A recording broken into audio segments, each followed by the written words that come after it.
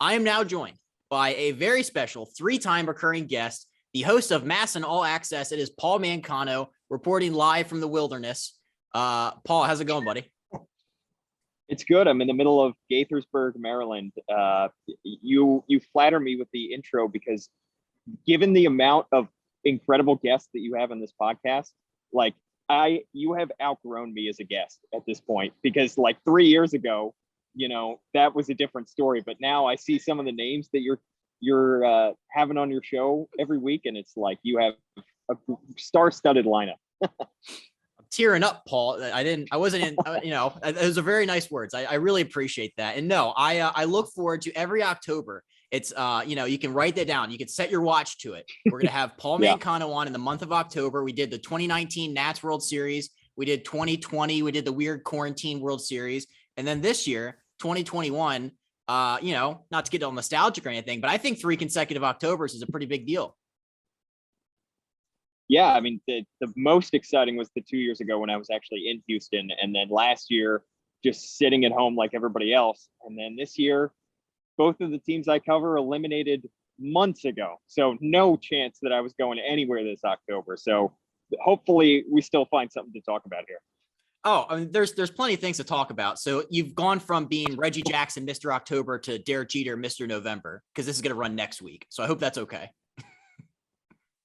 Absolutely. Perfectly fine. Well, cool. Yeah. Like you said, there's not a lot going on. The Orioles and Nationals, they're ironically in the same boat now, in the weird rebuilding mode. But how do you spend your time? Is it all just like free agency? What's occupying your Orioles Nationals coverage right now? Yeah. I mean, October's like the down period, honestly, just because teams really can't do much right now because free agency hasn't started, and the MLB doesn't want them taking away from, the World Series and the postseason with various roster moves. So October's like the down period, just kind of getting everything ready for free agency, trying to prep myself on some of these free agents who are coming up. And then, of course, this offseason, I'm sure you've heard it a million times, is everybody's looking ahead with some level of dread to that December 1st deadline for when the CBA expires. So trying to get ready and study up on, how that could change baseball and the kind of effect that that'll have when and not if we will get, definitely when we get a new CBA. That's interesting. Yeah, I don't think a lot of people actually know a ton about CBA stuff. As soon as you said that, I mean, I know a little bit about it, but what are some of the things that are being talked about? You said you've researched it a little bit. What's being tossed around when you talk about December 1st CBA talk? Sure. I mean, I'm not, at the center of any of the reporting here. I just go by what some of the national reporters do, but what they're talking about. But it's fascinating because it's a lot of the same conversations that we started to hear during 2020 in the shutdown season. And both the player side and the ownership side were looking at 2020 as a time for negotiation. And they started to bring up things. And that's why we got the DH for the 60 games that we did in the National League, is because it was an experimentational period. And then we saw an experimentational period during 2021 at the minor league level, various rule changes happening at different levels. So I think it's going to be fascinating because when they go into these discussions here with the new CBA, it's not just going to be, usually it's a lot of money talk, and it's a lot of, how players will get compensated, if there's going to be a salary cap, all that kind of stuff. I think that stuff will probably be on the table, but so will the literal rules of the game. And I think that's why this has the potential to be a CBA that changes what baseball is for the next 5, 10, maybe more years. That's incredible. Yeah. I honestly, like I said, I haven't done a ton of research on that, but I'm definitely going to start paying attention to that now because I love 2020 with the DH. I love a National League DH. I have talked to people about this. I think it gives older vets jobs that ordinarily wouldn't have jobs. Like Albert Pujols, if he goes to the St. Louis Cardinals for a farewell tour, got bad feet, can't run, stick him at DH. So I'm fingers crossed we get that again. Yeah, absolutely. I'm pro DH personally. I know a lot of people aren't, and I understand it. When you see Max Scherzer, rope a double, you want to see more of that. I get it, but I am pro DH, and I think that we're going to see all kinds of other changes on the table, at least discussed. Maybe we won't see all of them implemented, but some of the stuff we saw in the minor leagues with robo umps, increased base size, increased strike zone size, what is considered a balk and what is not, all that kind of stuff is going to be on the table. And I think, the start of it we saw in 2021 with getting rid of sticky stuff. I thought that was, a major change that I wasn't expecting to happen in the middle of the season, but it did. And honestly, I think both sides have to be, after some rough patch, at least to start, after that rule was implemented, I think both sides have to be pretty pleased with the results. Absolutely. So let's dive in, talk a little Orioles. You have the MASN All Access Orioles podcast. Let's do a little good, bad, and ugly. So we're gonna start with the good. We're at 2021, the Orioles good edition. What stands out to you when you think back? What was good for them? I mean, it all starts with Cedric Mullins. I mean, nobody saw the kind of season that he was going to have coming into 2021. And it's because very few Orioles have had a season like that. And honestly, no Oriole ever has had a season like Cedric Mullins just had it. A 30-30 season. He hit 291. The power was incredible in addition to the speed, which we knew he had. I think, by the time this podcast comes out, we'll find out about Gold Glove finalists. But at the time of this recording, I think he's it has at least a shot to be a finalist for the center field Gold Glove in the American League. So, so all kinds of accolades were heaped on him, and deservedly so. He was great. Trey Mancini, I mean, what else can you say about the guy coming back from what he came back from, and to look as good as he did? I think we were all amazed with the number of games that he played. I think coming into the year, we had moderate expectations because it's not a baseball injury. It was a life-changing injury that he had, or life-changing event going through cancer. So seeing him back on the field, and then getting a good year from John Means. I think that was the big thing. And Ryan Mountcastle as well. So the 4 M's, Mancini, Mullins, Mountcastle, and Means, I think all 4 of them were very much highlights of the 2021 season.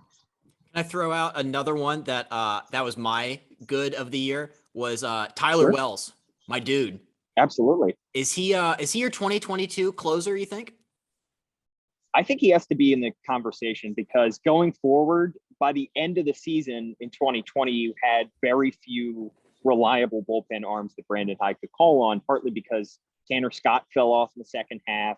Paul Fry, of course, had a tough second half and then ended the season down in Norfolk. So, part of that may be due to the fact that these guys were getting ramped up over the course of a 162 game season, coming off 2020 being 60 games. So that is understandable, but you just don't see many guys with the kind of stuff that Tyler Wells has. And I don't know if there's anybody in that bullpen right now that has the kind of stuff that Tyler Wells had. And it's quite a difference, considering going into 2020, you had Cesar Valdez, the dead fish, as your de facto closer. And now potentially going into 2021, you have a guy who has some of the best stuff of any reliever in the American League as of right now, as potentially as your closer. I think that will be a spot that Brandon Hyde will be more than comfortable using Tyler Wells in.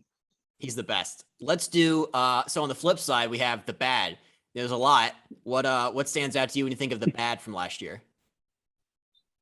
I think the struggles from the young starting pitching was tough to see. And it started kind of with Dean Kramer at the beginning of the year. Keegan Aiken bounced back and forth between Norfolk and Baltimore. And then you saw some debuts by Zach Lowther, Alexander Wells, Mike Baumann, and they had some struggles. And those were 5 guys that you were hoping to get, maybe 1 or 2 of them turn into a legitimate starter and show flashes of being a legitimate major league starter in 2021. However, I mean, I would not close the book on any one of those 5 guys. They're all between the ages of 24 and 26. Were all top prospects at one point, in the Orioles top 30, in the Orioles top 15, several of them. So I think that going forward, the Orioles would certainly like to see more out of those 5 guys. But I think that, they all still have the potential to kind of recapture the promise that they showed as prospects. And this will be a massive massive offseason for them, because we know Grayson Rodriguez and DL Hall are going to be knocking on the door soon. So can those guys lock down a rotation spot before the top end pitching prospects get to Baltimore? It's going to be a huge offseason as they try to fix what went wrong for them in 2021. I think that was very well said. If you had to say, the worst of the worst, the ugly, I mean, it has to be the pitching, right? It was the worst in the baseball by far. I don't know if there's any other way to sugarcoat it, right?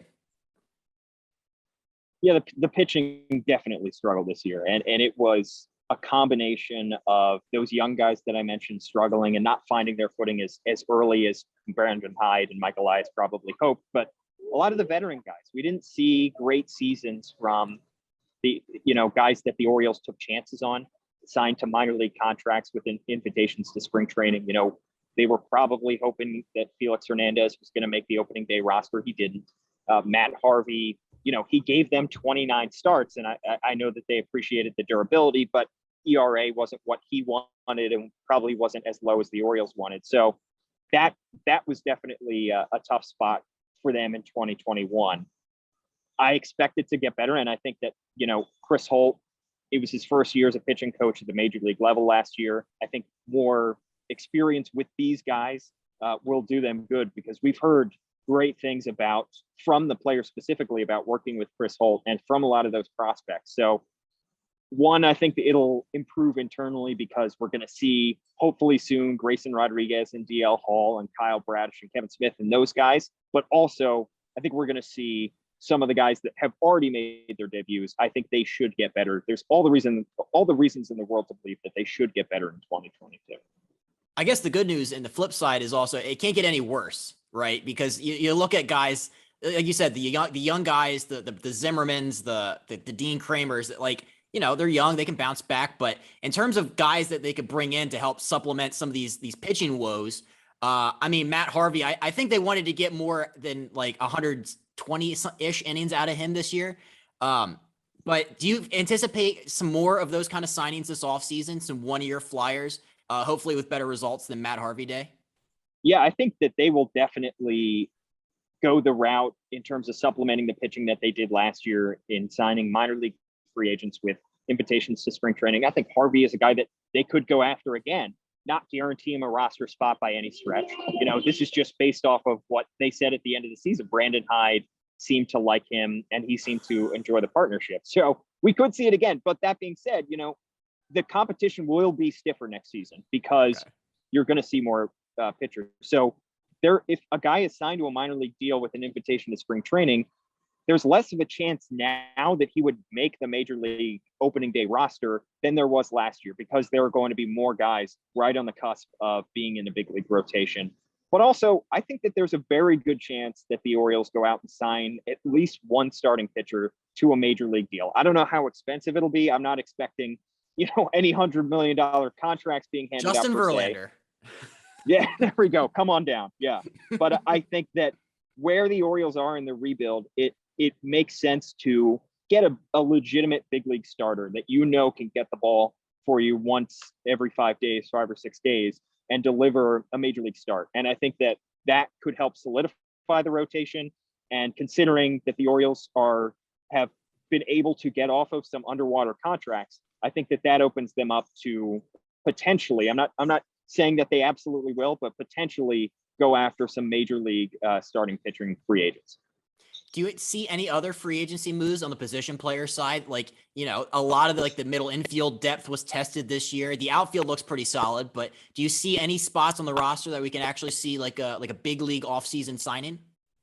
Yeah, absolutely. I think that, subtle plug, the MASN All Access podcast, we're going to be going through some of the other free agents as I try to steal a spotlight here. But the some of the other free agents that I could see, I think the big position groups, other than starting pitching, I think you could see third base is a big one.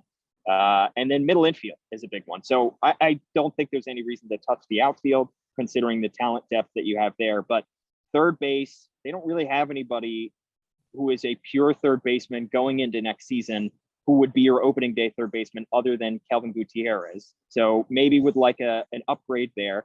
middle infield, Jahmai Jones and Jorge Mateo are intriguing, but maybe you want to sign somebody like Freddie Galvis.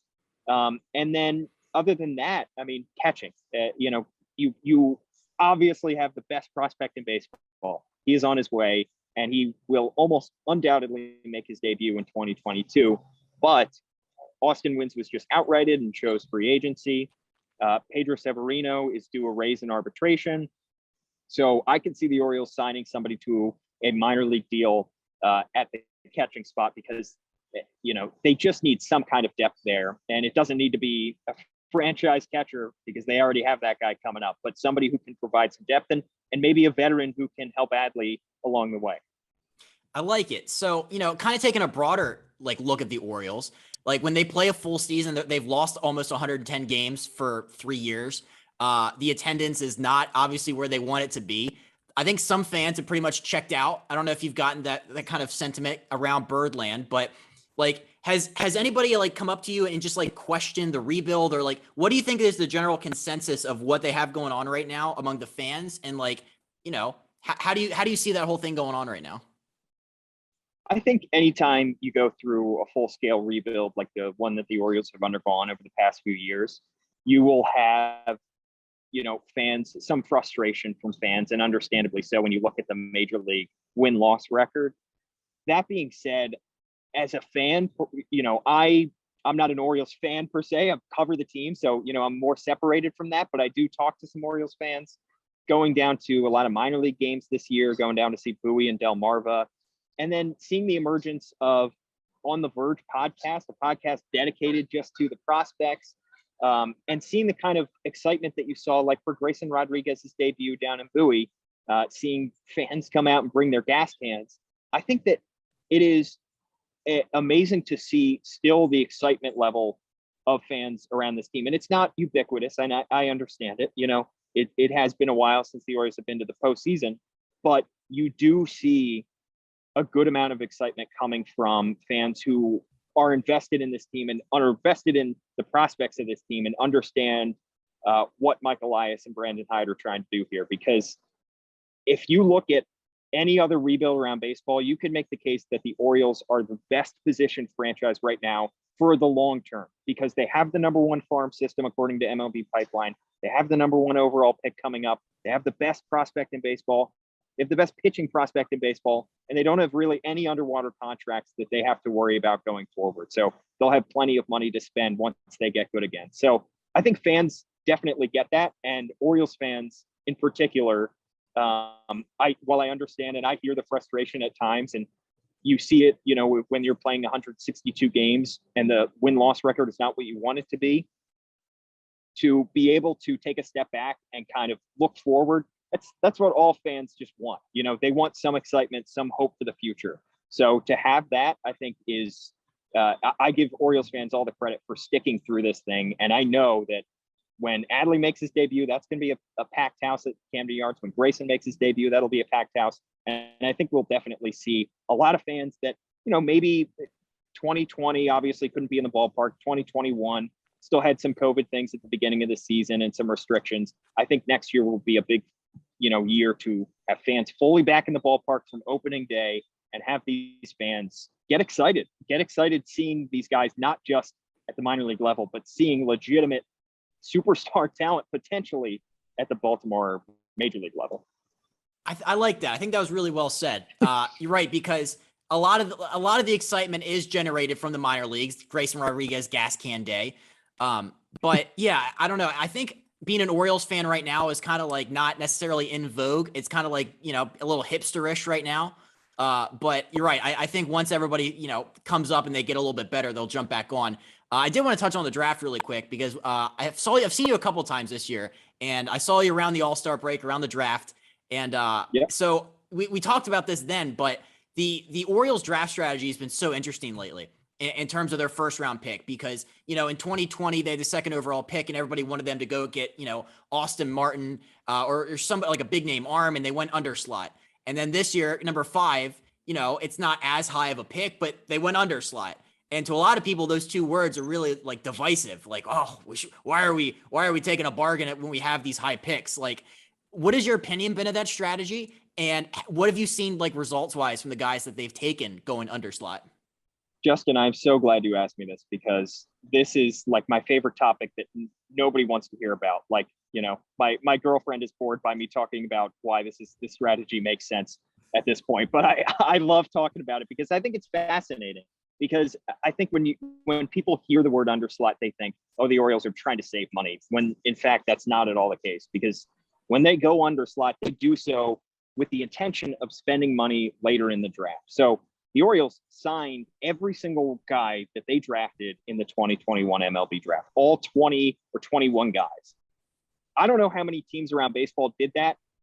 I would bet that they were the only one. I can't verify that. I'll have to look that up. But the reason that they went under slot with a Colton Cowser is because they were then opening themselves up to more possibilities, signing guys later in the draft. So they didn't have one guy that they went all out for. They signed a high school catcher for well over slot. So, that was a opportunity for them to go over slot and sign somebody that may have chosen to go to school. But they signed everybody. They went for quantity, which is the thing that great farm systems have. It's not just the top end guys. It's not, the Wander Francos of Tampa Bay and guys like that. The Orioles have those guys. It's also depth. It takes so many guys to get through a 162 game season. And when you have a spot that you need in the middle of July to be filled by a starter that nobody's heard of, he's not in your top 30 prospect list, but you have to call him up to Baltimore to make a spot start here against a division opponent that really matters. That's where prospect and farm system depth helps. That's where good drafting helps. So for them to get all 20 or 21 guys, I think was massive of them. And for Colton Cowser, I mean, it's not like they skimped on talent. Cowser is a phenomenal talent and had maybe the best debut of any of the top 5 or 10 guys taken in this draft. He started the season down in the New Florida Complex League, and then he made his way up to Delmarva, almost had a 1,000 OPS, was playing solid defense in center field. So I think Cowser still has a ton of potential. I think he was already a top 100 prospect according to MLB Pipeline. And then they supplemented the drafting of Cowser with all the other guys that they took and signing all those guys. So I think it's a fascinating strategy. It's not one that I expected, necessarily, considering the Orioles had such high picks. They had the number 2 and number 5 overall picks in the past couple of years. But it's an interesting route, and I'm fascinated to see where it takes them. And we've already seen, to ramble on and on. Sorry about this. We already saw the fruits of it in 2020. So shortened draft. Orioles only have 6 picks to make in a 5-round draft. They go under slot with Heston Kjerstad, and then they get a high school shortstop third baseman named Kobe Mayo, who is hitting the cover off the ball and was with Delmarva, had an OPS of 1,000, I believe, and looked like he fit right in the middle of a lineup filled with guys who had spent 3 years in college. So he's a supreme talent that the Orioles already have in their system. And the reason they were able to get him is because they went under slot earlier on in the draft, and they were able to spend, I believe, $2.5 million on Kobe Mayo. So time will tell to see exactly how this works out. And, it is a strategy. And like with all strategies, you incur some kind of risk, but it is a fascinating one. And I think that a lot of fans who have delved into this and understand why the Orioles are doing it definitely appreciate the level of strategy that's going on here. No, everything you said was completely rational. It was all very well thought out. It's based in reason. But, I was like a lot of fans who didn't base their initial reaction on reason. I was like, well, who the heck is this guy? I don't know who that guy is. Like, I'm of the mindset of the Bleacher Report gives you an A or a B or a C grade.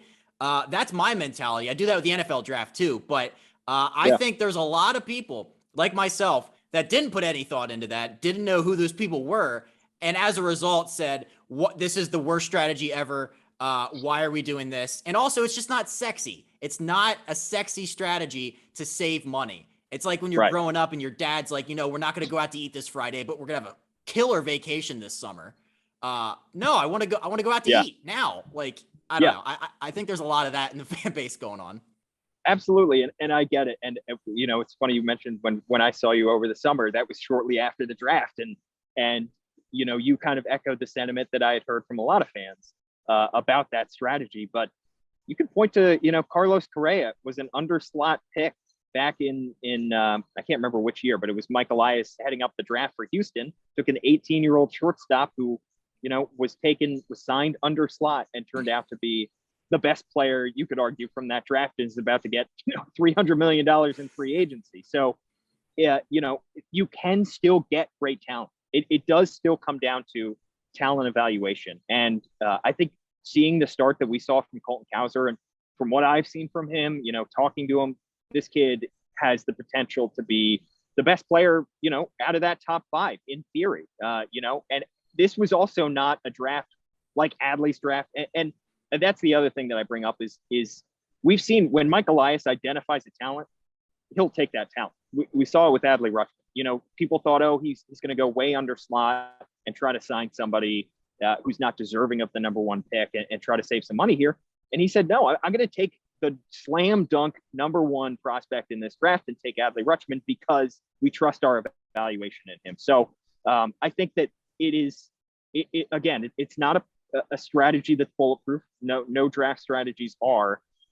It's going to come down to how Mike Elias and Sig Mejdal in this front office evaluate these guys. And I think so far, so good, because, Colton Cowser looks great. Heston Kjerstad, his unfortunate situation, not baseball related, didn't occur until after the draft. And I think that using him as kind of, example of, not that you did, but I've heard other fans, bring up Heston Kjerstad is a little bit unfair to him because, his situation is unique. It doesn't have to do with baseball. It's not like we haven't seen him on the baseball field because he lacks talent. It's because something unfortunate happened to him and he is going through this right now. So time will tell, and he still has the potential to be an impact player as well. So interesting strategy. Orioles, of course, have the number 1 overall pick if the CBA doesn't change anything going into 2022. So we'll see how Mike Elias uses that one.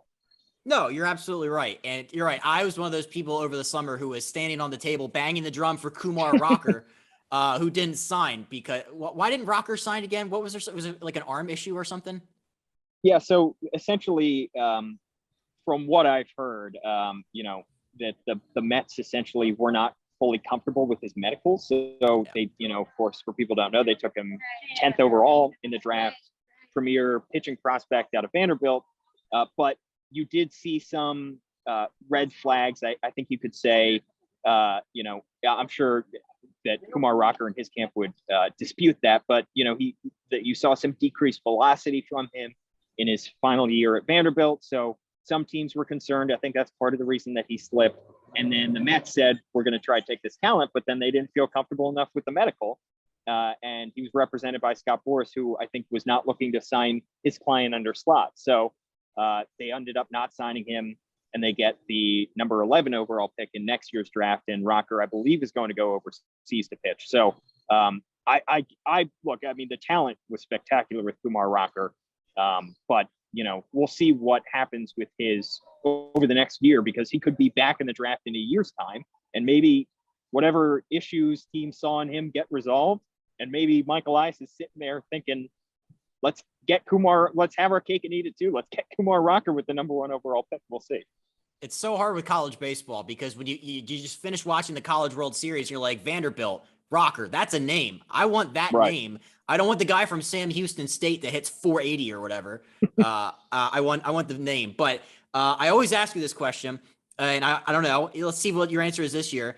Who's like your favorite kind of under the radar Orioles prospect, and why is it Johnny Reiser? I mean, I interviewed Johnny once this year, and I actually went back and watched your interview with him as well to kind of glean some insight going into that interview, because he is an awesome guy. For those who don't know, outfield prospect that the Orioles have not their top 30, but exciting talent from TCU who played at several different leagues, several different levels of the Orioles minor league system this year. I think he's under the radar.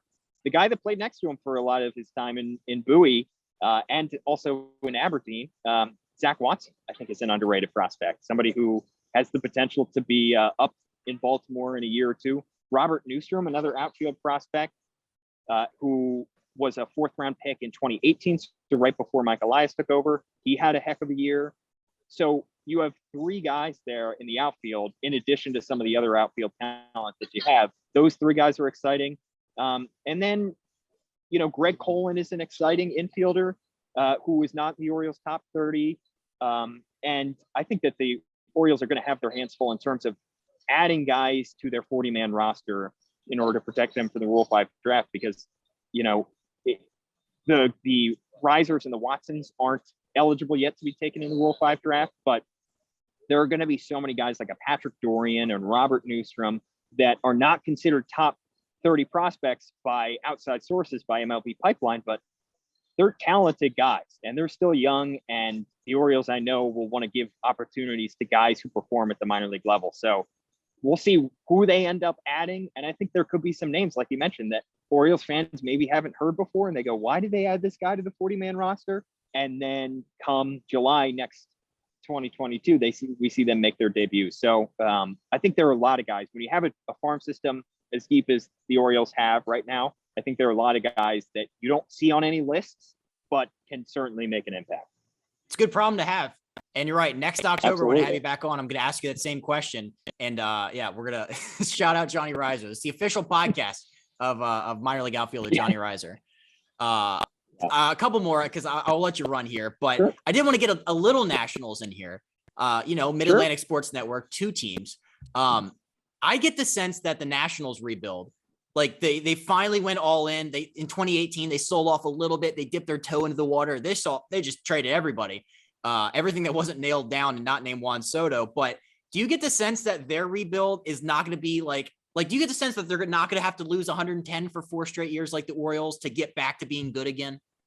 Yeah, I think when Michael Ayers took over, to compare it to the Orioles, when Michael Ayers took over his position with the Orioles, he wasn't handed any premier MLB talent. The Orioles had already traded away Manny Machado. They'd already traded away Jonathan Scope. They'd already traded away Kevin Gausman.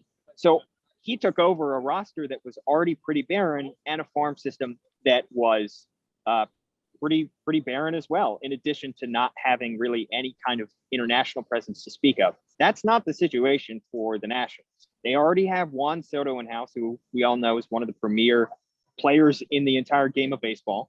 And they already have some guys on the roster that have the potential to be impact players going forward. I know Victor Robles had a down year. He has the potential to be an impact player. Maybe Steven Strasburg comes back healthy. Maybe Patrick Corbin is able to recapture some of the form that we saw before this season. So in addition to some still youngish guys like an Eric Fetty and a Joe Ross and those type guys. So while the farm system is not where probably Mike Rizzo wants it or needs it to be right now, I do expect this to be more of an accelerated rebuild because they have more options available to them. And they already have a great superstar talent in Juan Soto, which, Michael Ayers and the Orioles didn't have back in the 2018 offseason. So I could see this being a little bit of a faster rebuild. And also the elephant in the room is Soto's upcoming free agency. And it's not for several years. I think it's 3 years away, 2025. However, that is definitely the end goal for Mike Rizzo. He needs to get this club back to at least showing signs of where they were prior to 2021 in order to make a strong case to Juan Soto that this is the place you want to be for the foreseeable future, maybe the next 10 years after your contract expires. So I do see this being a little bit of a faster rebuild because they were handed a little bit more coming into the rebuild. But we'll see. I mean, prospects, they still don't have, like I mentioned, the farm system that other teams and other rebuilding teams do at this point. So they're going to have to get creative. And I expect Mike Rizzo to get creative in order to make this team somewhat competitive in the near term in 2022 and 2023, and then get them back to playoff contending championship caliber baseball in 2024 and beyond. Wow. That's actually a little bit farther out of a timeline than, I've heard tossed around for Nationals being good again, but obviously nobody knows. But I love Mike Rizzo. He's my favorite GM in baseball because that man's not afraid to spend money. Like whenever, like the Strasburg midseason extension, just like, you know, him and the Learners, I don't know what it is about that money they have, but I just love the fact that no matter like what they have going on, that they're just going to go out and spend money. Which I think that's helped endear a lot of fans to them and help them, you know, retain a lot of their, you know, of a lot of their fan bases knowing that. But real quick, one more, Max Scherzer, dead arm. Sure. Just I don't know what the heck happened this postseason. I think it was the short days rest and the coming out of the bullpen. Have you been keeping up on Max when he's went out to the West Coast? And you know, how much do you think he has left in the tank? I mean, never count out Max Scherzer. That's the one piece of advice I give anybody, because I think that guy has proven time and time again to be one of the most resilient pitchers I've ever, and players in the game. It was weird. It was almost reminiscent of the 2019 World Series when he hurt his back going into Game 5 in DC, I believe, was Game 5 that he was scheduled to start, and then he ended up starting Game 7. So maybe if that series, if the Dodgers are able to push that series to 7 and then win it, and then go to the World Series and face the Astros, maybe we would have seen Max Scherzer again.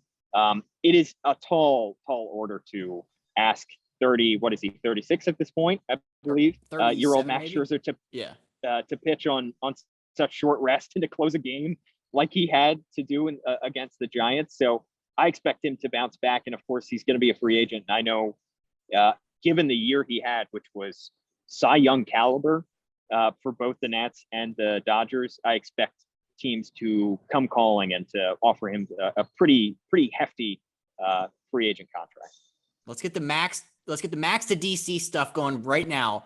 I'm going to be, again, banging the drum and standing on the table for that. Bring Max home. Hashtag.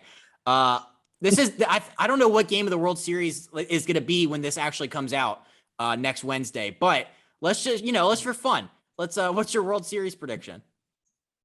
I am notoriously terrible at this. So I definitely am going to look bad. At the time of this recording, it's already 1-0 Atlanta. So I'm going to say, I think Atlanta has it. So I just think that they have whatever it takes to beat the Astros. I know the Astros have probably the better team on paper, but for right now, I think Atlanta just has something special going. So I think it would be weird if they win it without Acuna, but I think that's what we'll see. I'll say Atlanta in 6. I like it. I had Atlanta in 7. Which I feel a little bit better about. Unfortunately, that guy breaking his leg and continuing to throw. I mean, that's hockey tough right there.